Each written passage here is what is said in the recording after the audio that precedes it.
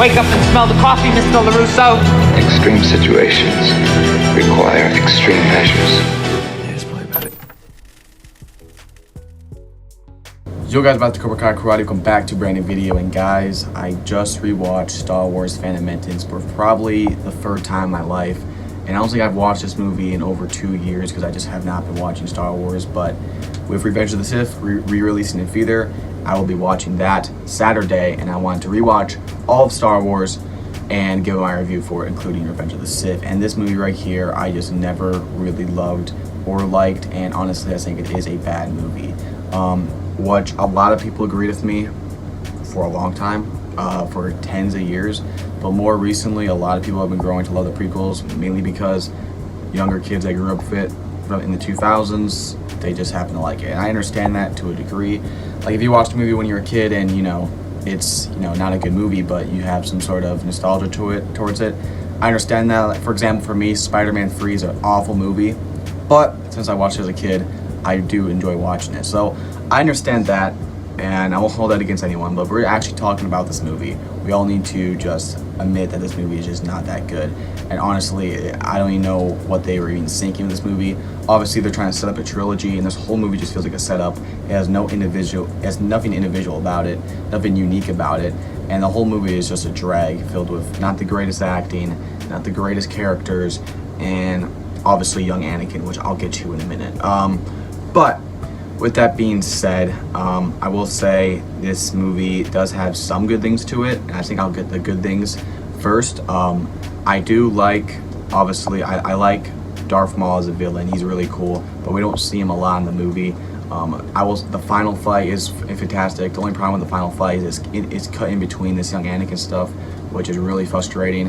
I think Qui-Gon Jinn was a cool Jedi character, but obviously he gets killed off in the first movie, so we don't get to see him anymore.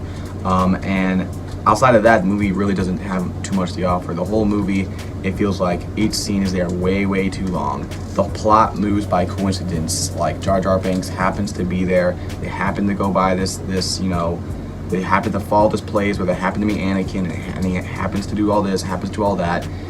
And I just feel like everything just doesn't really feel special. It doesn't really feel like it's a fun watch. And outside of that, it's just the acting is probably the worst part of this movie. There's multiple moments where the most tense stuff is happening and the actors have a complete straight face, like nothing's happening. Matter of fact, I think Jar Jar Binks showed the most emotion out of anyone in this movie, which is saying something. So that's the biggest issue, is just it doesn't feel, it feels like it's a play, like it's a Star Wars play. It doesn't feel like it's an actual Star Wars movie. And that's the biggest issue. And then you have young Anakin, which, although I love the whole Anakin story and character where it leads into Darth Vader, but this here, it literally doesn't even feel like Anakin at all. Obviously he's a kid, but that's not really interesting to watch, especially when the kid is really annoying and does not stop talking. I know a lot of people gave the young actor a lot of bad stuff, and I obviously do not like that, but if we're just being honest, that was just not good. It was almost insufferable to watch at times. And the movie is also insufferable to watch at times when we have a 30-minute pod racing thing. And especially if we actually thought the other person was going to win, maybe. But we obviously know Anakin is going to win the second they make the bet. And then we have to spend 30 minutes of this whole thing. It's like, I don't know. And the dialogue is just way onto the nose. None of the characters doesn't really feel like they have an arc. And the movie is just a 2-hour-long movie that has some cool moments, cool fight scenes, and I think the visuals are done pretty good. And it definitely has some, if you're obviously a huge Star Wars fan, there's a lot of things and iconic or remembered moments. For example, the Darth Maul final fight was phenomenal. But aside of that, if you look at the movie from the whole, it just feels like a piece in a bigger story, and it individually just not that great.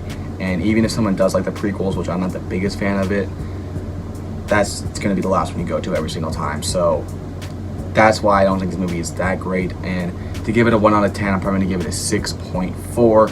And yeah, that's basically all I say about this. I don't think I ever will change my opinion on this. I know a lot of people, there's definitely a big fan base for the prequels, and a lot of people love them. So when I rewatched this, I thought maybe I'll see something different, but I didn't. And matter of fact, if you guys don't know, this was the first Star Wars movie I ever watched. Like I watched Star Wars in 2021 for the first time. Like I'm not even a childhood fan.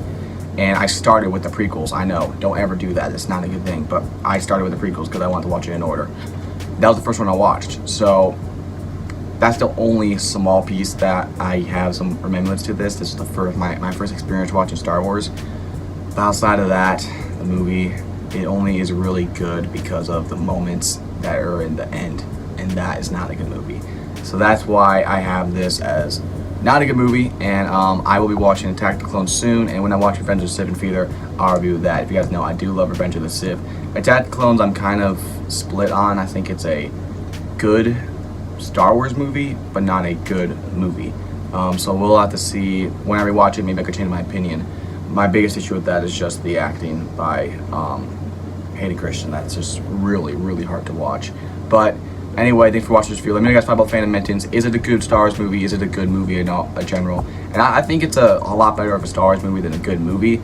But even as a Star Wars movie, it's not that great because there's so much other Star Wars movies I would rather go to than this. But anyway, thanks for watching this video, guys. I'll see you guys next time. Always remember, choose your car extreme measures. Peace out.